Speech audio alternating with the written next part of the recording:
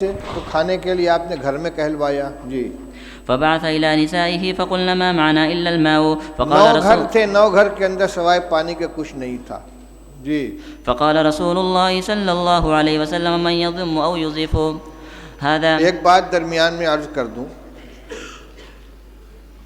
مولانا سعد صاحب نے بھوپال میں تقریر کی ہے کہ دعوت اور تعلیم دونوں سنت کے راستے سے ہٹ گئے ہیں، اور مثال اور دعویٰ کیا کیا ہے کہ صحابہ کرام رضی اللہ تعالیٰ عنہ خود رسول اللہ صلی اللہ علیہ وسلم کے گھر کا انتظام کرتے تھے. یعنی طالب علم کی یہ ذمہ داری ہے کہ وہ استاد کی کفالت کرے. کہتے ہیں کہ صحابہ جنگل جاتے تھے، لکڑیاں کاٹ کے لاتے تھے، اس کو جلانے کے قابل بنا کر فروخت کرتے تھے، اور رسول اللہ صلی اللہ علیہ وسلم کے 9 گھروں کے اندر تازہ بکری کا گوشت روزانہ پہنچاتے تھے. یہ ہے یعنی بحیثیت استاذ کے کہ یہ شاگرد تھے اور استاذ کے گھر میں تازہ روزانہ بکری کا گوشت پہنچاتے تھے. اور ہم جو روایت پڑھ رہے ہیں اس میں کیا مل رہا ہے؟ اس میں یہ حضرت عائشہ رضی اللہ عنہ فرماتی ہیں کہ ایک چاند نکلتا تھا، دوسرا چاند نکلتا تھا، اور تیسرا چاند نکلتا تھا، اور رسول اللہ صلی اللہ علیہ وسلم گھروں میں آگ نہیں جلتی تھی. اور یہاں آ رہا ہے کہ 9 گھروں میں حضور صلی اللہ علیہ وسلم نے آدمی بھیجا ہے، اور سب جگہ سے جواب کیا آ رہا ہے؟ ما معنا الا الماء، ہمارے پاس پانی کے علاوہ کچھ نہیں ہے. یہ کیا حدیث کی تحریف نہیں ہے؟ یہ ازواج مطہرات کے بارے میں جو بات کہی جا رہی ہے صحابہ کے بارے میں کہ روزانہ ان کے یہاں بکری کا تازہ گوشت صحابہ کرام پہنچاتے تھے، اور آج طلبہ کو کھانا مطبخ سے دیا جا رہا ہے اور اساتذہ کو تنخواہ دی جا رہی ہے، لہذا تعلیم سنت کے راستے سے ہٹ گئی ہے. یہ کیا مذاق ہو رہا ہے؟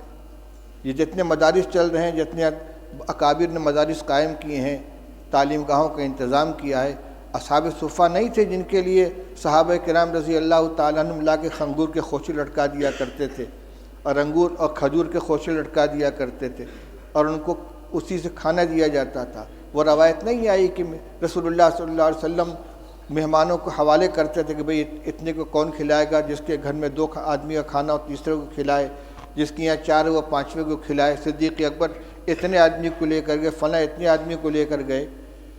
اور حضور صلی اللہ علیہ وسلم کے ساتھ جو تعلق تھا صحابہ کرام کا، وہ صرف استادی و شاگردی کا تھا کہ اس کو اور صحابہ کرام رضی اللہ تعالیٰ عنہ خود پیٹ پر پتھر باندھتے تھے، رسول اللہ صلی اللہ علیہ وسلم بھی پیٹ پر پتھر باندھتے تھے، 2 باندھتے تھے. لہذا یہ کبھی اتفاق سے کوئی جزیہ پیش آ جائے اس کو دائمی معمول بنا کر پیش کرنا، یہ جو تحریف ہے کہ سنت کے راستے سے مدارس ہٹ گئے ہیں. نہ دعوت سنت کے راستے پر بچی، نہ تعلیم سنت کے راستے پر بچی ہے. کس قدر خطرناک چیز کا مطلب یہ کہ عوام کو یہ سمجھا دو کہ مدرسے جو ہے سنت کے خلاف چلے جا رہے ہیں، لہذا عوام کا رشتہ مدارس سے بھی کٹ جائے اور علماء سے بھی کٹ جائے. یہ انتہائی خطرناک رجحان ہے، جو اس کا مطلب یہ کہ سب کو باطل تنظیموں کے حوالے کر دیا جائے. ان کو نہ مدرسوں سے تعلق رہے گا عوام کا، نہ علماء سے تعلق رہے گا، پھر بھیڑیا آئے گا اچک کے لے جائے گا ان کو. اس پہ مجھے یہ یاد آیا کہ صحابہ حضور صلی اللہ علیہ وسلم نے ایک مہمان کے لیے گھروں کے اندر کہلوایا ہے، تو سب جگہ سے یہی شکایت آ رہی ہے. حضرت انس رضی اللہ تعالیٰ عنہ کی روایت پڑھ چکے ہو کہ بدبودار جس میں مہک پیدا ہو گئی تھی، ایسی چربی لے کر حضور کی خدمت میں پہنچے ہدیہ کے طور پر، اور کہتے ہیں کہ رسول اللہ صلی اللہ علیہ وسلم کی 9 ازواج مطہرات تھیں اور کسی گھر میں کھانے کو نہیں رہتا تھا. آپ نے وفات کے وقت 30 سا جو یہودی سے ادھار لیا ہے، اپنی ذرا اس کے پاس آپ نے رکھی ہے.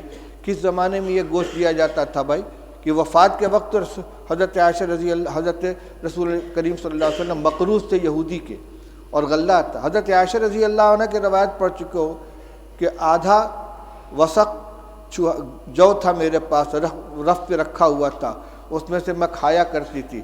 ایک دفعہ تول دیا تو سب ختم ہو گیا. یہ جو کو کھایا جا رہا ہے پکا کے، اور یہ تازہ گوشت روزانہ پہنچا رہے ہیں.